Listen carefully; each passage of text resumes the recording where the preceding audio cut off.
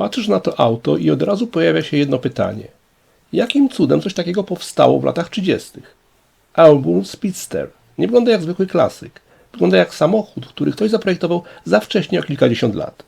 Długi przód, niska sylwetka, łódkowaty tył i linia, który nie da się pomylić z niczym innym. Ale w tym aucie nie chodziło tylko o wygląd. Auburn miał robić coś więcej.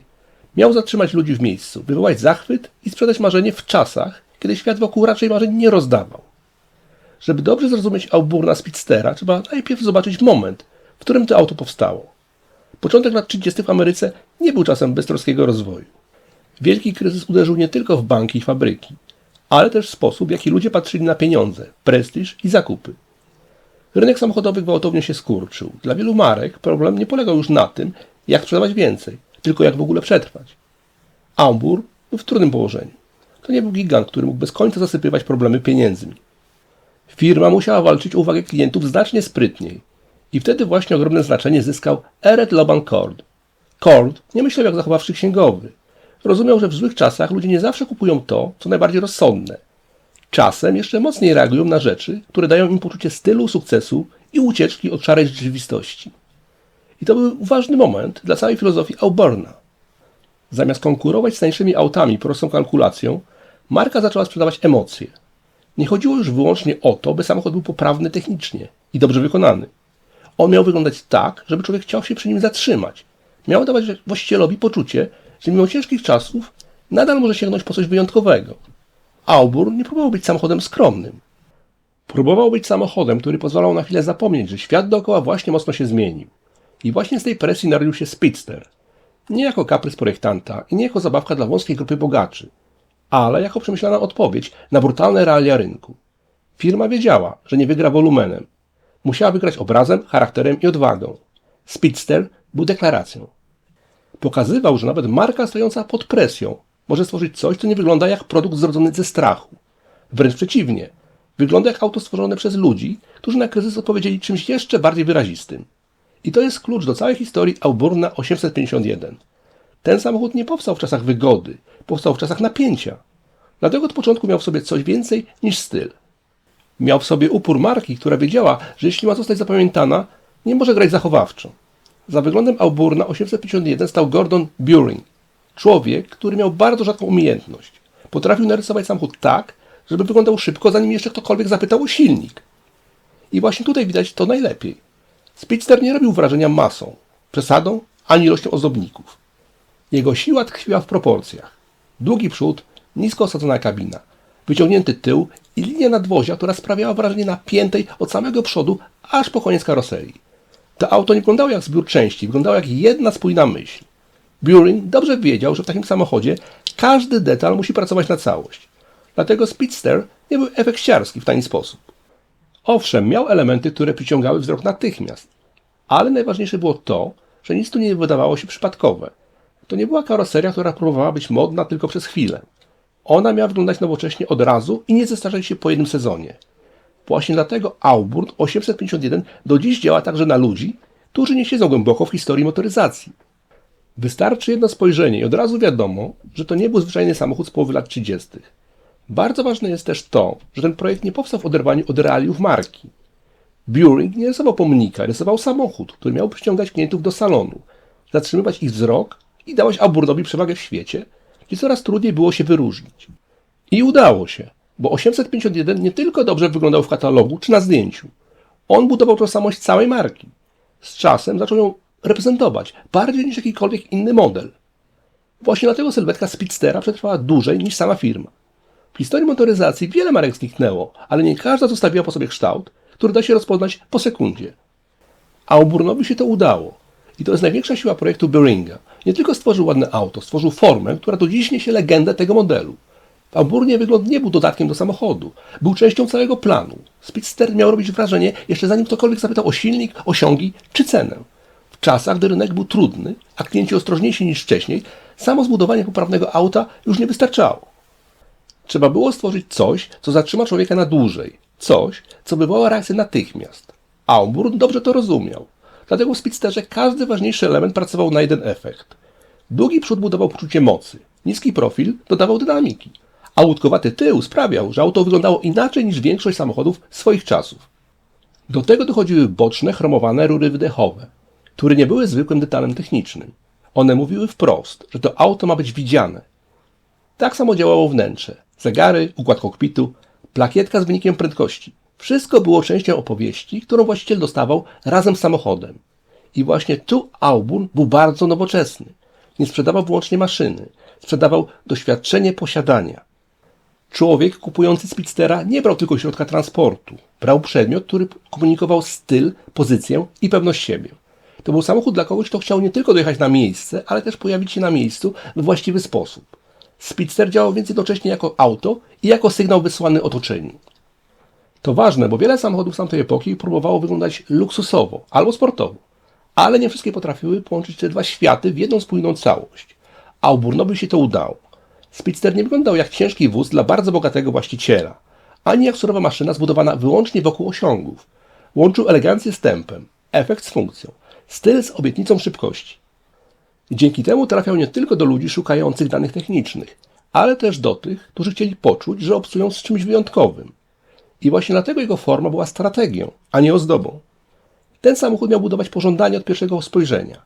Miał sprawić, że człowiek najpierw podejdzie bliżej, potem zacznie zadawać pytania, a na końcu uwierzy, że nie ogląda kolejnego auta, tylko coś z własnym charakterem. W realiach lat 30. to była ogromna przewaga. Auburn nie próbował być najbardziej rozsądny. Próbował być najbardziej zapamiętany. I Speedster idealnie tę rolę spełnił. Najmocniejszy motyw w historii Auburna 851 można zamknąć w jednej liczbie. 100. Dziś może nie brzmi to jak granica nie do ruszenia, ale w połowie lat 30. 100 mil na godzinę było czymś, co robiło ogromne wrażenie. Nie tylko na klientach, ale też na całym rynku. To nie była wartość, którą rzucało się lekko. Jeśli już pojawiała się w reklamie albo w opisie auta, musiała nieść ciężar. W Auburnie dobrze to rozumiano. Właśnie dlatego temat 100 miles per hour guaranteed stał się czymś więcej niż chwytem reklamowym. To był rdzeń całej opowieści o tym samochodzie. Klient nie dostawał tylko eleganckiego, nisko zbudowanego auta z efektowną sylwetką. Dostawał maszynę, której tożsamość zbudowano wokół konkretnej obietnicy.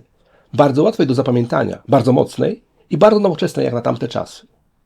Ta liczba działała na wyobraźnię, bo była prosta. Nie trzeba było znać się na technice, żeby zrozumieć, że 100 mil na godzinę to poziom zarezerwowany dla czegoś wyjątkowego. Dużą rolę odegrał tu także Ebb Jenkins, znany ze swoich rekordów prędkości. Jego nazwisko nadawało tej historii wiarygodności i ciężar. Auburn nie mówił więc tylko, nasze auto jest szybkie. Mówił, za tą szybkością stoi człowiek, który naprawdę zna się na prędkości. To bardzo sprytne połączenie marketingu i ludzkiego czynnika.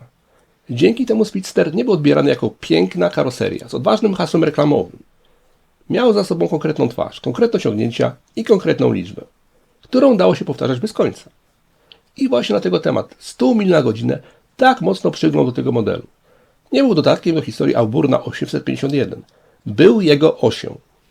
Sylwetka przyciągała wzrok, ale to ta obietnica zamieniała zainteresowanie w legendę. Kiedy samochód wygląda szybko i jeszcze do tego mówi wprost, że przekracza magiczną barierę, zaczyna działać nie tylko jako produkt, zaczyna działać jako idea. A takie auta zapamiętuje się znacznie dłużej. Za obietnicą 100 mil na godzinę musiało stać coś więcej niż tylko sprytne hasło. I właśnie tutaj Auburn 851 pokazywał, że nie był jedynie efektowną karoserią z dobrze napisaną reklamą. Pod jego długą maską pracował rzędowy 8-cylindrowy silnik Lycoming, a w wersji doładowanej auto oferowało około 150 koni mechanicznych. Jak na połowę lat 30. była to wartość, która naprawdę miała znaczenie. Nie tylko dobrze wyglądała na papierze, ale realnie budowała reputację samochodu szybkiego, mocnego i nowoczesnego. Ważne jest jednak to, że sama moc nie załatwiała całej sprawy. Auburn nie próbował budować legendy wyłącznie liczbami. Technika miała tu wspierać większą historię, doładowanie, odpowiednia charakterystyka auta, rozwiązania w rodzaju dwuzakresowego tylnego mostu Columbia. To wszystko składało się na samochód, który miał nie tylko osiągać wysoką prędkość, ale też sprawiać wrażenie konstrukcji stworzonej z konkretnym celem. Nic nie było tu przypadkowe. Speedster miał wyglądać jak auto szybkie i jednocześnie mieć pod spodem zestaw rozwiązań, które te opinie wzmacniały. To właśnie odróżniało go od wielu samochodów epoki. Część producentów potrafiła zaoferować styl, inni potrafili mówić o osiągach. Auburn połączył jedno z drugim w sposób wyjątkowo czytelny. Kiedy patrzyło się na Speedstera, jego sylwetka już sugerowała prędkość. A kiedy zaglądało się głębiej, okazywało się, że ta forma nie jest pusta. Za nią naprawdę stała technika, która pozwalała traktować to auto poważnie. I właśnie dlatego 851 działał tak mocno na wyobraźnię ludzi. Bo nie był tylko marzeniem narysowanym przez projektanta. Był marzeniem uzbrojonym w konkretny silnik, konkretną konstrukcję i bardzo wyraźnie zdefiniowany cel. Auburn nie mówił klientowi: spójrz, jakie to ładne. Mówił raczej: spójrz, to wygląda szybko, brzmi poważnie i ma pod sobą rozwiązania, które pozwalają tę obietnicę obronić. W ten sposób Speedster stawał się czymś więcej niż luksusowym autem. Stawał się produktem, w którym styl i technika grały do jednej bramki. I chyba właśnie to najmocniej trzyma ten samochód przy życiu do dziś. Nie sam wygląd i nie same dane, tylko połączenie jednego z drugim. Auburn 851 nie udawał, że osiągi nie mają znaczenia, ale też nie sprowadzał się do tabelki. Pod tą obietnicą naprawdę coś było. I właśnie dlatego ona działała. I tutaj Auburn robi coś naprawdę interesującego. Bo 851 Speedster nie był autem, które działało wyłącznie na poziomie danych technicznych. Oczywiście osiągi miały znaczenie, wygląd miał znaczenie, sama obietnica 100 mil na godzinę miała ogromną siłę. Ale to nie wystarczyłoby, gdyby za tym wszystkim nie stało coś jeszcze. Auburn bardzo dobrze to rozumiał, że ludzie kupują samochody nie tylko po to, żeby się przemieszczać. Kupują też sposób, w jakim chcą być widziani. Speedster był właśnie takim autem. Nie chował właściciela za marką, tylko go wzmacniał. Kiedy ktoś pojawiał się w takim samochodzie, od razu wysyłał sygnał. To nie był wybór przypadkowy, ani czysto praktyczny. To był samochód dla kogoś, kto chciał pokazać, że ma gust, lubi rzeczy odważne i nie interesuje go anonimowość. W tym sensie Auburn sprzedawał nie tylko pojazd, ale pewną rolę społeczną. Właściciel Speedstera nie miał być po prostu kierowcą. Miał być częścią całego obrazu.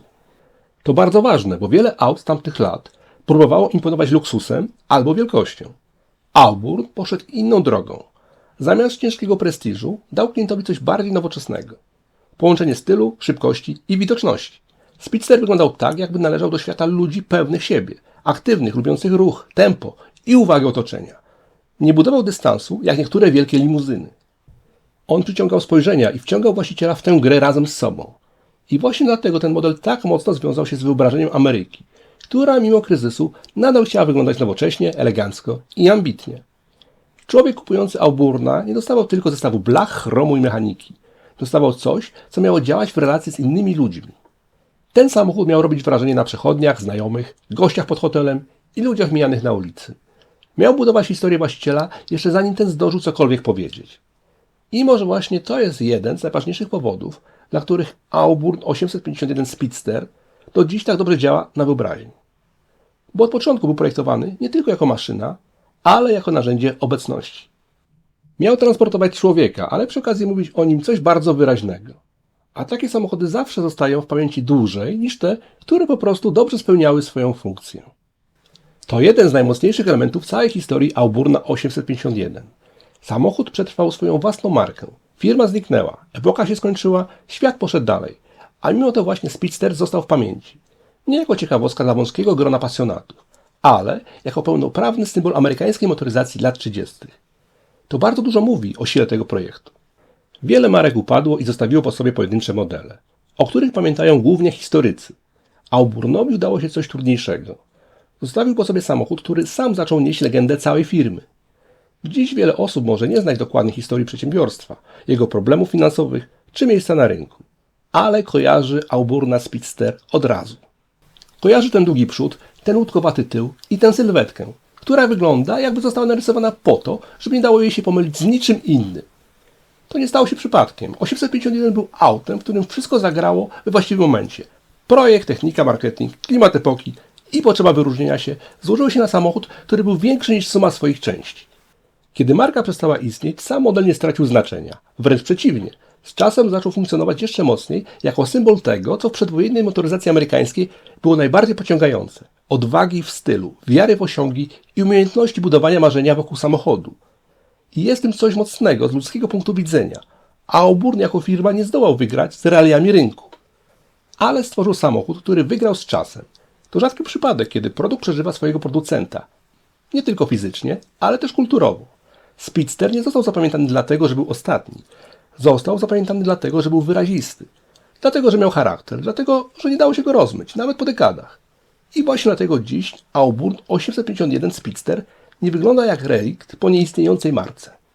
Wygląda jak dowód na to, że czasem jedna odważna konstrukcja potrafi zapewnić firmie miejsce w historii. Nawet wtedy, gdy sama firma nie zdołała przetrwać. To nie Auburn uratował Speedstera. to Speedster uratował pamięć o Auburnie. Wokół Auburna 851 bardzo szybko narosła legenda i trudno się temu dziwić. Najlepiej widać to przy słynnym motywie 100 mil na godzinę. Sama liczba była realna i robiła ogromne wrażenie.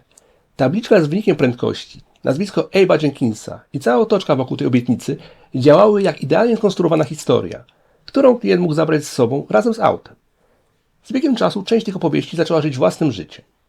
Dlatego dziś, kiedy patrzymy na ten model z dystansu wielu dekad, nie trzeba na siłę oddzielać legendy od faktów grubą kreską.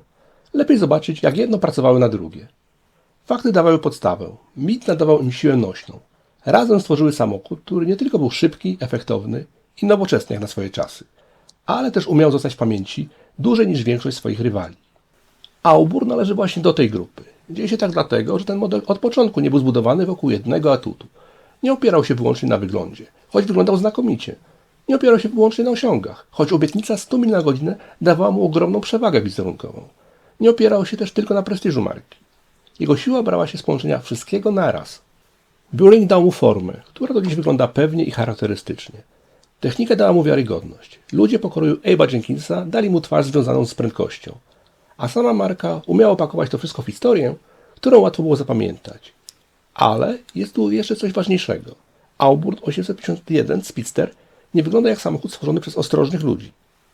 Wygląda jak samochód zaprojektowany przez ludzi, którzy wiedzieli, że żeby zostać zapamiętanym trzeba zaryzykować.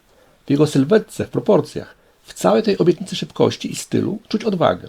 Nie przesadę dla samej przesady, tylko świadomą decyzję, żeby nie być przeciętnym. I właśnie to nadal działa.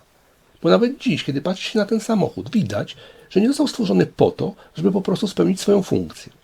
Został stworzony po to, żeby wywołać reakcję. Może właśnie dlatego Auburn przetrwał jako symbol, mimo że sama firma nie dała rady sprostać realiom swojej epoki. Speedster zachował to, co w motoryzacji najtrudniejsze do osiągnięcia, własną tożsamość. Nie trzeba oglądać znaczka na masce, żeby wiedzieć, że to coś wyjątkowego. Auburn 851 Speedster nie został zapamiętany dlatego, że był jedynie szybki, drogi albo ładny. Został zapamiętany dlatego, że połączył wszystkie te cechy w jedną bardzo czytelną całość. Stał się samochodem, który obiecywał styl, prędkość i obecność. I dotrzymał słowa. Dlatego nadal działa na wyobraźnię, bo wciąż wygląda jak maszyna, która wie dokładnie, czym chce być. A wam jak się podoba Auburn Speedster? Cudo? Czy trochę wieloryb? Podzielcie się swoją opinią w komentarzach. A jeśli nie chcecie ominąć następnego odcinka, to zasubskrybujcie kanał i kliknijcie dzwonek. Możecie też zostawić lajka. I do następnego.